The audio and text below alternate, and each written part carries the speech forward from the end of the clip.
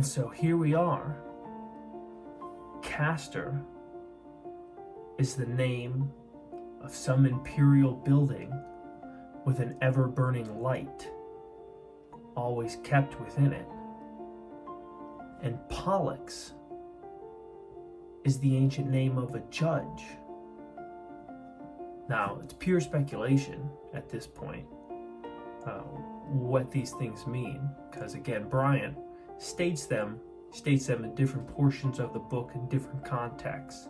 So I'm taking these facts and I'm putting them side by side here, and suggesting what I'm suggesting. But what if the duality, the coessential nature of Castor and Pollux as it's seen in the myth, what if that suggests something like a judge and a court system, or a court and the law?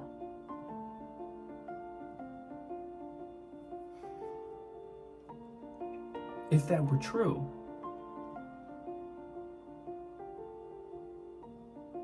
then what we might have here is a more detailed version of colonization than was previously thought. For if the swan is an emblem of the Canaanite priests colonizing the Ledean people and overcoming them in their culture,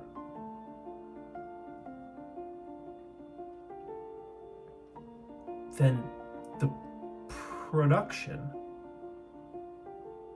the produce of that event is Castor, Pollux, and Helen. And so the marriage of that event, however you see it, tragic or triumphant, depending on which sides of the line you're on, the consequence is Castor, Pollux, and Helen.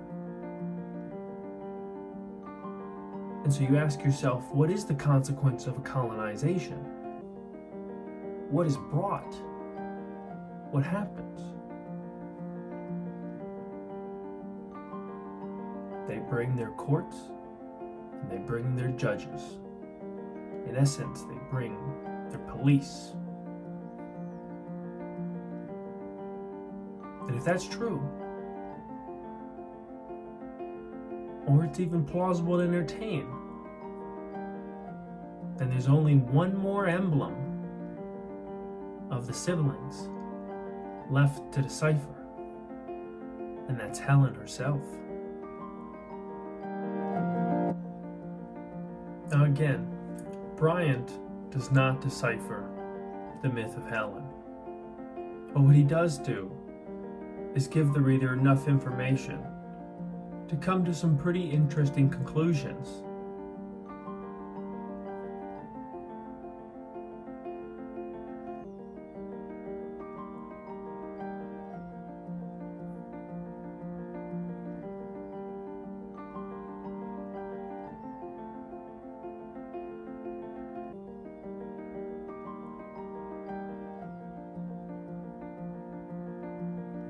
Bryant has stated within his book on several occasions that it was common for ancient people to take on the name of their deity or the emblem of their deity.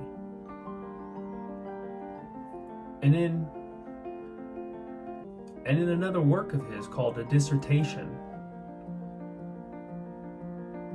he says,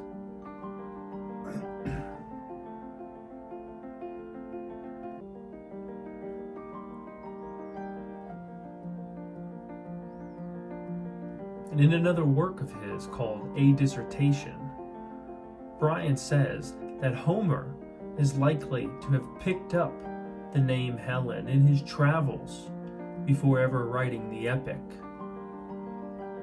because Helen was the name of a local deity or god. And so from this fact alone, knowing also that, again, Bryant has said that people take on the name of their deity or the sign of their deity,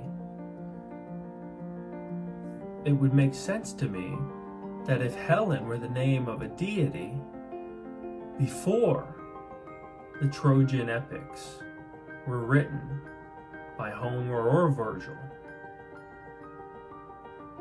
then it likely sources from the origin of the civilization.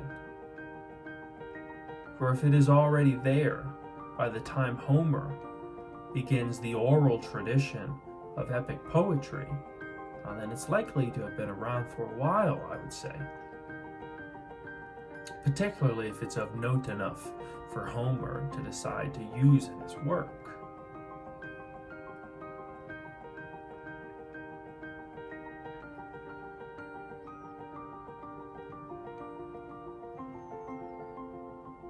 It is also known and noted by Bryant that Helen was a priestess officiating at the altar of Diana. And so she was in fact a priest. And this may have contributed to why she was called Helen in the first place. That may not have been her name at all. She may have just been officiating to the god Helen. But with this in mind, that there was a god, a priestess named Helen, one begins to see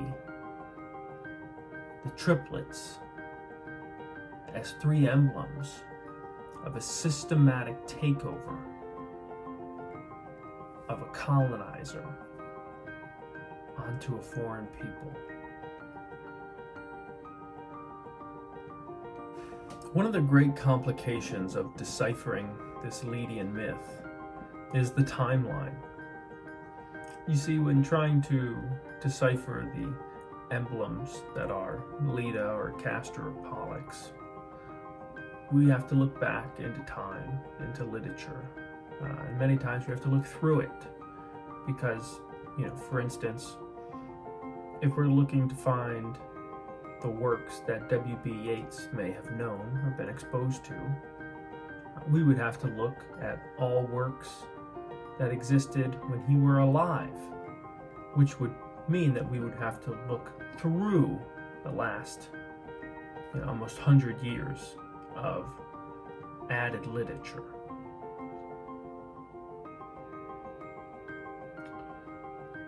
Now, the same is true when trying to decipher a myth this old, because rather than just 100 years of added criticism and commentary on the life of W.B. Yeats, we have thousands of years of fragments and bits of commentary and suggestions and references, and we have to decipher which of those are the oldest, which of those pieces are the original, and how might this myth have grown out of the biography where it began.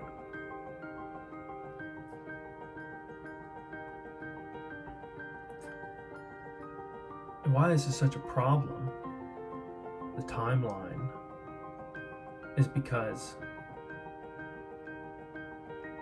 people argue that this is the founding myth of the Greeks.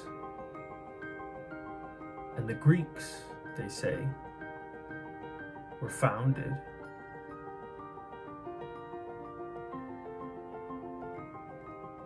at the Annunciation. What makes this myth so hard to decipher is the timeline that surrounds it. The Greeks claim that this is their founding myth. Yet Greek civilization only arose starting at about 800 BCE. fall of Troy and the battle was around 1100 BCE. And so, authors and scholars throughout the centuries have tried to gauge the age of Leda or the length of the war or any piece of the timeline, thinking that this myth is the founding myth of the Greeks.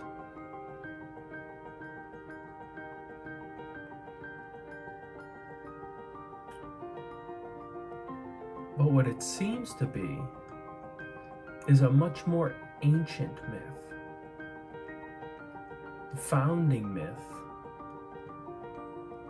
of an earlier society. And the record of its colonization by Canaanite priests who came in with their laws and their judges and their gods and took over. And so when you think about it from this light, you stop trying to count how old Helen was and how many years it took from the rape to the Battle of Troy. You know, you take that whole time frame that scholars have just run in circles within, and you throw that out, and you realize that Helen is not a real person in this story, and neither are Castor and Pollux. They are a system of colonization that was implemented after the Canaanite priests invaded a land and forced themselves onto that culture.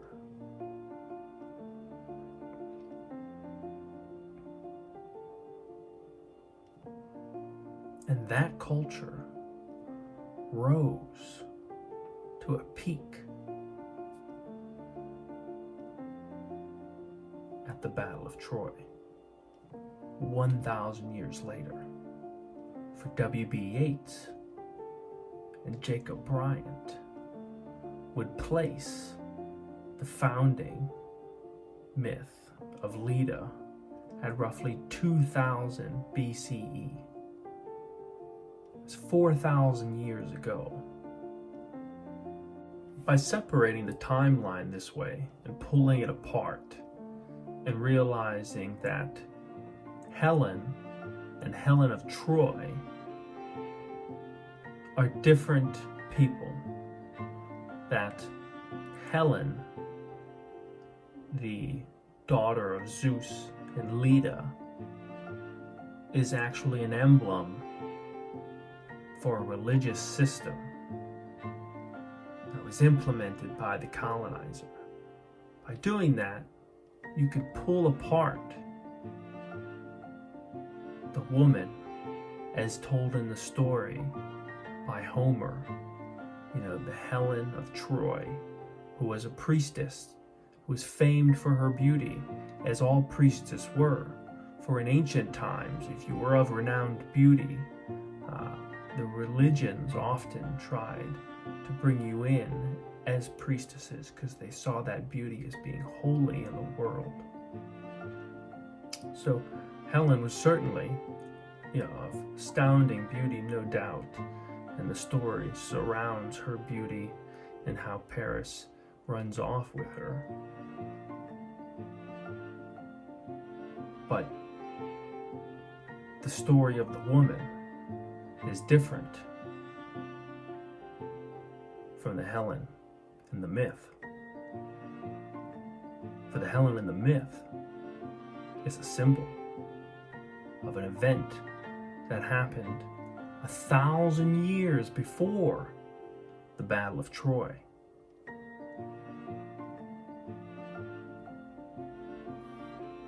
The Helen of Troy is just a remnant of a far greater event, long gone.